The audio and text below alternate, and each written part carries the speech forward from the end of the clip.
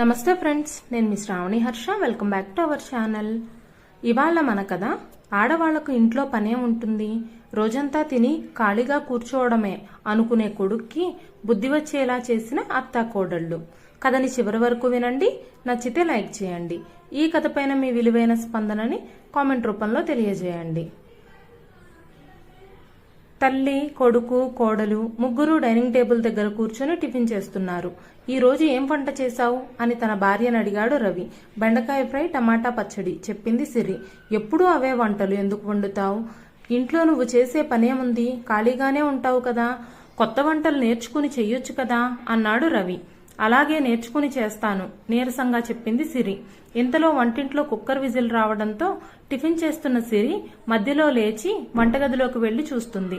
వంటింట్లో నుంచి వచ్చి డైనింగ్ టేబుల్ దగ్గర కూర్చొని, ఈ రోజు సాయంత్రం మీరు వచ్చే టైంకి ఆలూ బజ్జీ రెడీ చేస్తాను అని చెప్పింది సిరి. అది విని తల్లి, కొడుకు ఇద్దరూ సంతోషించారు. అప్పుడే డోర్ బెల్ మోగింది. సిరి డైనింగ్ టేబుల్ మీద నుండి లేచి తలుపు తీసింది. నిన్న ఆన్లైన్లో ఆర్డర్ చేసిన సరుకులతో డెలివరీ బాయ్ బయట నిలబడి ఉన్నాడు. పార్సిల్ తీసుకున్న తరువాత సిరి తినడానికి డైనింగ్ టేబుల్ దగ్గర కూర్చుంది. అప్పుడు తల్లి కొడుకుతో ఇలా చెప్పింది. నువ్వే తలుపు తీస్తే ఏమవుతుంది? పాపం ప్రశాంతంగా కూర్చుని తినడానికి కూడా తీరికలేదు నా కోడలికి. నాకంత టైం లేదు, నాకు ఆఫీస్కి లేట్ అవుతుంది అని చెప్పి హడావిడిగా ఆఫీస్కి బయలుదేరాడు రవి. సిరి పనులన్నీ పూర్తి చేసి రాత్రికి వంట రెడీ చేసింది. భోజనం చేసి తల్లి కొడుకులిద్దరూ నిద్రపోయారు. సిరి అన్ని పనులు ముగించుకొని నిద్రపోయింది. మరుసటి రోజు ఉదయం రవి తన బెడ్రూంలో ఫైల్ కోసం వెతుకుతున్నాడు. ఆ ఫైల్ను వెతికే క్రమంలో బెడ్రూం పూర్తిగా గందరగోళంగా మారిపోయింది. రవి తనలో తాను ఇలా గొనుగుతున్నాడు. సమయానికి ఏదీ కనిపించదు. ఈ ఇద్దరు ఆడవాళ్లకి ఏం పనుండదు, ఎక్కడివక్కడ ఉంచకుండా మారుస్తూ ఉంటారు. అతని గొనుగుడు విని బెడ్రూంలోకి వచ్చింది సిరి. గది దుస్థితిని చూసి ఆమె కోపంగా, నువ్వేం చేస్తున్నావు అని రవిని అడిగింది. అప్పుడు రవి, నేను నిన్న నీకు ఇచ్చిన ఫైల్ ఎక్కడ ఉంది? సిరి వెంటనే ఫైల్ తీసి రవికిచ్చింది. నన్ను అడిగితే నేను ఇస్తాను కదా, మొత్తం చెల్లా చెదురుగా పడేశారు. ఇప్పుడు నేను రోజంతా ఇవి సర్దుతూ కూర్చోవాలా అని కోప్పడింది సిరి. వెంటనే రవి సిరిపై, ఈ మాత్రం పని కూడా చేయలేవా? ఏం పనుంది నీకు? రోజంతా టీవీ చూస్తావు, లేదంటే నిద్రపోతావు, అంతే కదా. అమ్మ మాట విని నిన్ను పెళ్లి చేసుకుని పెద్ద తప్పు చేశాను అంటూ కోపంగా ఆఫీస్కు బయలుదేరాడు. భార్యాభర్తల మాటలు తల్లి చెవిలో పడ్డాయి.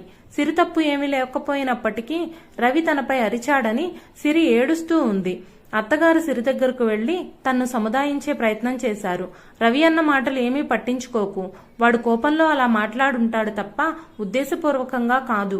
రవికి నువ్వంటే చాలా ఇష్టం అని చెప్పి సిరిని ఓదార్చింది. అప్పుడు ఇద్దరూ రవికి మంచి గుణపాఠం చెప్పాలని ఒక ప్లాన్ వేశారు. మరుసటి రోజు ఉదయం రవి నిద్రలేచి అమ్మ దగ్గర సోఫాలో కూర్చొని సిరిని పిలుస్తాడు. ఏదో పని మీద సిరి తన పుట్టింటికి వెళ్ళిందని చెప్పింది. రవి ఫోన్ తీసి సిరికి కాల్ చేయబోతుండగా అమ్మ అతన్ని ఆపి, ఫోన్ చేయొద్దు, సిరి ఈ టైంకి ఇంటికి వెళ్లిపోయి ఉంటుంది, 2-3 రోజుల్లో వచ్చేస్తానని చెప్పిందిలే అని చెప్పింది. రవి ఫోన్ కట్ చేసి, అమ్మా టీ అని తల్లికి చెప్తాడు. అప్పుడు అమ్మ, 2 కప్పులు చెయ్యి, నేను కూడా తాగుతాను అని చెప్పింది. ఇష్టం లేకపోయినా రవి టీ చేయడానికి వంటగదిలోకి వెళ్లాడు. తల్లి సోఫాలోంచి లేచి రవిని పిలిచింది. అమ్మ తనని ఆపి, ఆమె టీ పెడుతుందేమో అనుకున్నాడు రవి. కానీ అమ్మ, నా టీలో పంచదార కొంచెం తగ్గించి వెయ్యి అని చెప్పింది. రవి టీ చేసి తీసుకొచ్చాడు. తల్లి కొడుకులిద్దరూ టీ తాగుతున్నారు. అప్పుడు అమ్మ, టీ బాగా కుదిరింది, కానీ సిరి చేసేంత బాగా అయితే లేదు. తను ఎప్పుడు టీ చేసినా ఆ టీలో తులసి ఆకులు వేస్తుంది. పర్వాలేదులే, నువ్వు ఈసారి చేసేటప్పుడు ఈ విషయం గుర్తుంచుకో. ఆ మాటలకి రవి తల్లివైపు చూస్తూ ఉండిపోయాడు. కొద్దిసేపటి తర్వాత రవి అమ్మతో, అమ్మా, ఈ రోజు నాకు బిర్యానీ తినాలని ఉంది అని చెప్పాడు. అమ్మ మళ్లీ రవి వైపు చూసి, ఓ, నాకు కూడా చాలా రోజుల నుంచి బిర్యానీ తినాలని కోరికగా ఉంది అని చెప్పింది. అందుకే అమ్మా, ఈ రోజు బిర్యానీ తయారు చెయ్యి చెప్పాడు రవి. అప్పుడు తల్లి అతనితో, లేదు నాన్న, నా మోకాళ్ళు చాలా నొప్పులుగా ఉన్నాయి, నేను అంతసేపు వంటగదిలో నిలబడలేను అని చెప్పటంతో రవి రెస్టారెంట్ నుంచి ఆర్డర్ చేద్దామని తన ఫోన్ తీశాడు. అప్పుడు అమ్మ అతన్ని ఆపి, ఏంటి రవి, నాకు ఆ హోటల్ ఫుడ్ తినిపించబోతున్నావా? ఆ బయట ఆహారం సరిగ్గా జీర్ణం కాదు, నాకు గ్యాస్ వస్తుంది. అయినా నీ తల్లి కోసం నువ్వు వండలేవా రవి? బహుశా నీకు నీ తల్లి మీద ప్రేమ లేదేమోలే అని దిగులుగా ముఖం పెట్టుకుని కూర్చుంది. ఇక రవి చేసేదేమీ లేక వంట చేయటానికి వంటగదిలోకి వెళ్ళాడు. గంట తర్వాత ఆహారం సిద్ధమైంది. రవి ఫుడ్ తీసుకొచ్చి డైనింగ్ టేబుల్ మీద పెట్టి 2 ప్లేట్లలోనూ అన్నం పెట్టాడు. అమ్మ డైనింగ్ టేబుల్ దగ్గరకు వచ్చి కూర్చుంది. ప్లేట్లో అన్నం పప్పు ఉండడం చూసి, బిర్యానీ తినాలని ఉంది అన్నావు, మరి బిర్యానీ చేయలేదేంటి అని అడిగింది. అమ్మ, పప్పు చేయటం ఈజీ అని ఇది చేసేశాను అని చెప్పాడు రవి. నా కోడలు ఉండి ఉంటే నా కోసం బిర్యానీ వండి పెట్టేది. తను వచ్చే వరకు నీ వంట నేను ఎక్కడ తినేది? సర్లే, ఏం చేస్తాం, తప్పుతుందా అని చెబుతూ అమ్మ భోజనం చేయడం మొదలుపెట్టింది. ఇద్దరూ కలిసి భోజనం చేస్తున్నారు.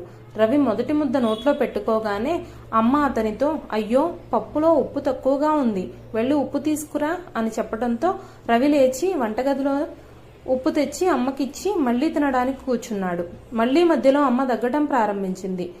రవితో, రవి, కొంచెం నీళ్లు తీసుకురా అని చెప్పింది. రవి మళ్లీ లేచి నీళ్లు తీసుకువచ్చి తల్లికిచ్చాడు. రవి ముఖంలో కోపం స్పష్టంగా కనిపిస్తుంది.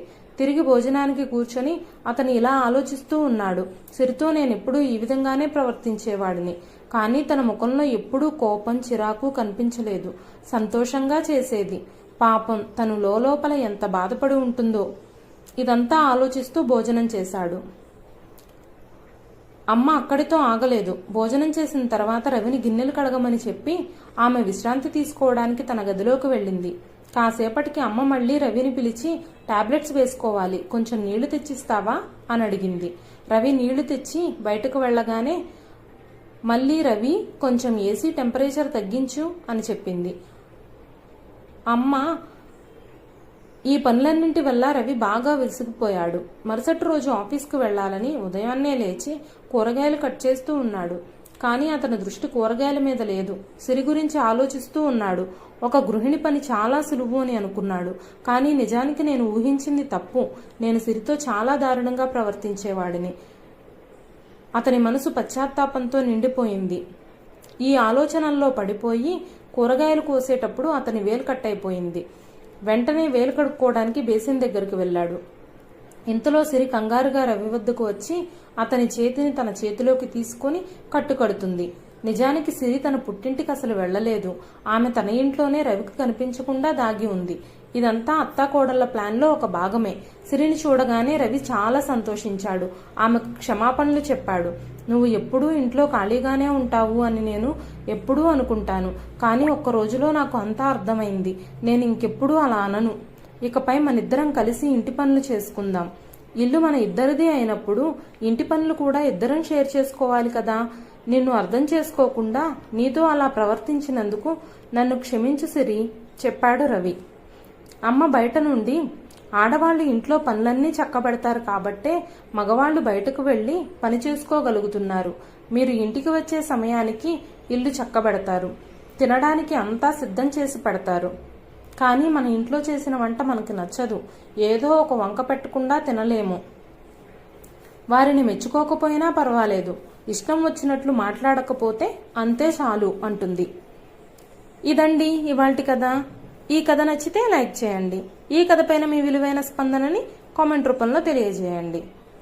కొత్తవారు ఎవరైనా చూస్తున్నట్లయితే మన ఛానల్ని సబ్స్క్రైబ్ చేసుకోండి.